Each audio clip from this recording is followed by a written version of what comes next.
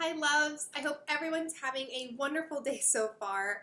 Today I'm going to be sharing with all of you my tips and tricks to perfecting vintage hairstyles, vintage updos, vintage hair looks, whatever you want to call them. I'm going to give you every tip I've learned over the couple years I've been doing these, things I wish I would have known, things that I already knew and I wish I would have accepted. So yeah, I'm just going to lay it all out for you guys.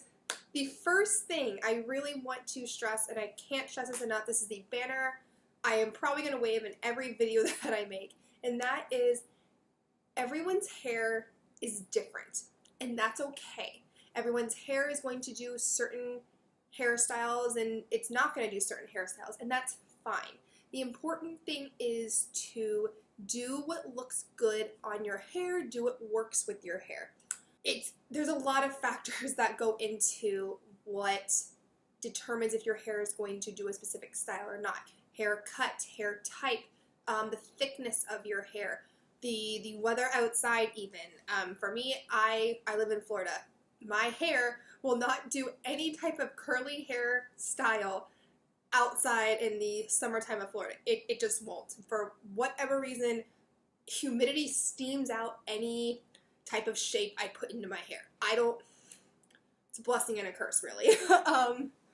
But that's okay. That's really okay. Learn your hair, figure out what works for your hair, and stick with those styles. Once you get those, build upon that. Figure out what you can do from there.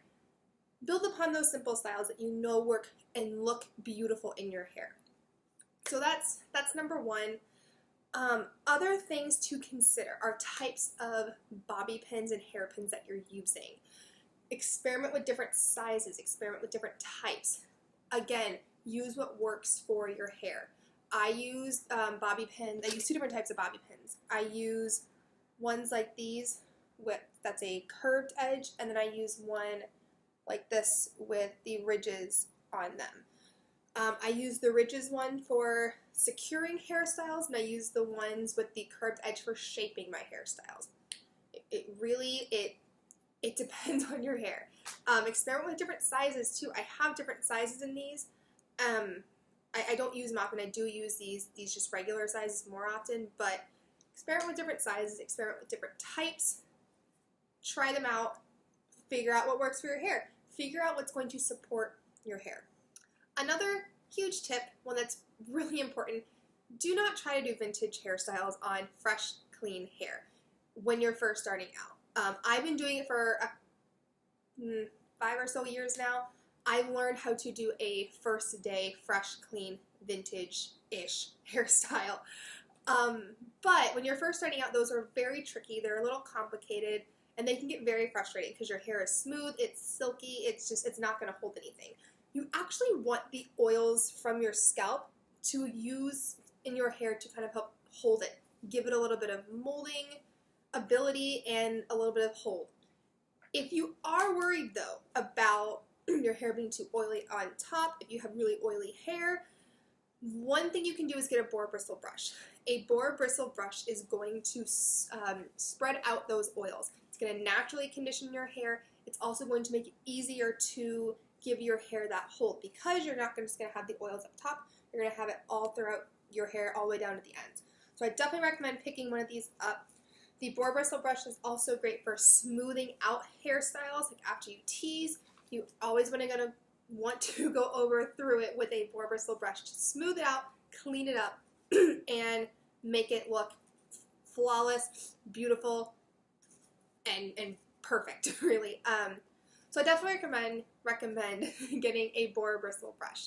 These guys are lifesavers. They serve multiple functions. It's going to help your hair be less oily. It's also going to help smooth out any frizz or any flyaways that are sticking out.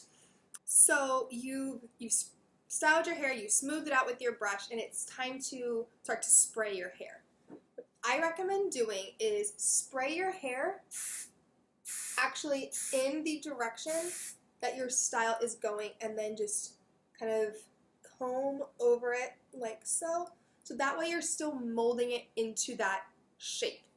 If You just spray your hair in all sorts of directions. It's going to make your hair more frizzy. It's going to get it knotted.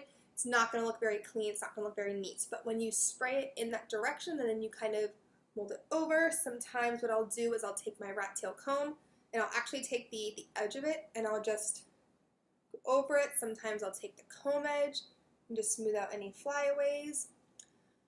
That's going to really help give it its shape. That's going to help give it its shape. It's going to help it mold correctly. It's going to help it in a lot of different ways. So spray actually in that direction. You're going to help your hair to keep molding itself into these shapes and into the styles that you want. Another really, really important tip, master the victory roll and the pin curl and go from there. Those are two very iconic and simple styles that you can learn, and then once you've learned those, you can build from them. So I have a victory roll on my left side and I just have a little pin curl on my right side. When you do those two styles, you're going to learn how your hair molds, how your hair shapes, how your hair reacts to different types of sprays, pomades, gels, teasing techniques, and it's really going to tell you, okay, my hair likes to go this way, so when I do this next style, maybe I need to do it this way too. It's really going to teach you about your specific hair. At least it did for me. A pin curl, if you don't know what that is, it's a section of hair that you just kind of roll up and then you pin it to your head. I do have a video on how I do my victory roll. I will link that below if you are curious. But 100% master those two hairstyles. You're going to really learn how to mold your hair, how to sculpt, how to shape your hair. Learn those two. They are critical to learn. And then, like I said, you can always build from them. My pretty set curly hairstyle is I do a specific roll pattern on this section of my hair, and then I do a really intricate victory roll after that. So master those two things. Once you go from there, you can come up with 100 different designs and hairstyles with just those two techniques. So learn those two, build from that, and go from there.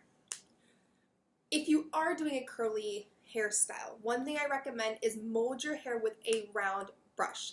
Reason being, if you have a round brush, dependent on the size, I use this one more often. If I'm doing a really tight one, sometimes I'll use this one, but for the most part, I do use my larger one.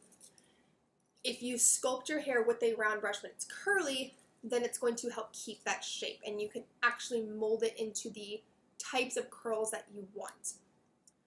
Other things that are really, really, really important to do, set those curls. Set those curls. I can't say it enough. Set your curls, set your curls, set your curls. If you are doing any kind of curly hairstyle, curl it, roll it back up, pin it in place, let it sit there for at least an hour. You know, curl your hair, pin them all up, do your makeup, eat a snack, get dressed, and then take those curls out. You want those curls to set and cool. Think about it if you're baking cookies. You're not going to just pull those cookies straight out of the oven and start eating them. You want them to rest, and you want them to set so that way they are eatable, pick up in your hand cookies. You're not eating them, you know, with a spoon. It's the same concept with your hair. If you use heat waves, let them set at least for an hour. It's going to make your life so much easier, and your curls will last longer. They're going to hold up a whole lot better. Teasing your hair. Teasing brush and a teasing comb. I use both. I use my teasing comb if I am doing smaller sections, and I use my teasing brush for larger sections. I don't tease too much with my comb. I mostly use my brush. When you're teasing your hair, tease in a C shape.